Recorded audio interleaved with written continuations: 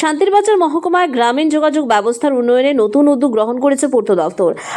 RIDF প্রকল্পের আওতায় plastic বর্জ্য ব্যবহার করে গোবিন্দবাড়ি থেকে অনুরাম পাড়া পর্যন্ত প্রায় 3 কিলোমিটার দীর্ঘ নতুন রাস্তা নির্মাণ করা হচ্ছে।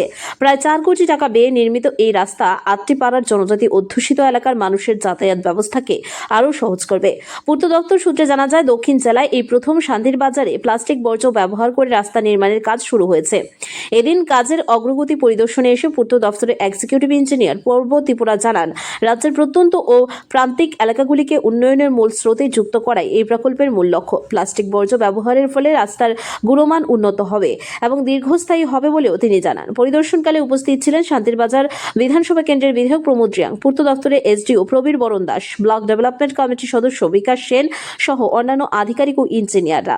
এদিন বিধায়ক প্রমোদ রিয়াং বলেন, বিগত বামফ্রন্ট সরকারের আমলে এই রাস্তার দাবি জানিয়েও এলাকাবাসী কোনো সাড়া পাননি। বিজেপি সরকার ক্ষমতায় আসার পর দীর্ঘদিনের এই দাবি পূরণ হওয়ায় স্থানীয় মানুষের মধ্যে ব্যাপক উৎসাহ দেখা যাচ্ছে। টোটাল 3 কিলোমিটার রাস্তা, 4 কোটি টাকা প্রজেক্ট কস্ট, RIDF এর আন্ডারে।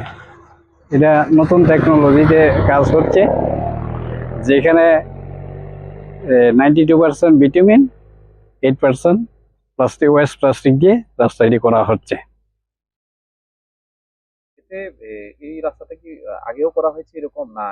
না, শান্তিরবাজার মহকুমা এই প্রথম করছে এটা দক্ষিণ ত্রিপুরার মধ্যে। প্রথম করছে এই প্রযুক্তি নিয়ে। আমি কলকাতাতে একটু ট্রেনিং করে এসেছি স্বচ্ছ ভারত মিশনে থাকতে। ওটাতে দেখানো হয়েছে যে প্লাস্টিক দিয়ে যে প্লাস্টিক ওয়েস্ট প্লাস্টিক ইউজ করলে ওটার ভিটামিনের যে ইয়েটা ভিসকোসিটিটা বেড়ে যায় এবং এটা লংজিভিটি নাকি বেড়ে যায় আর কি রোডের।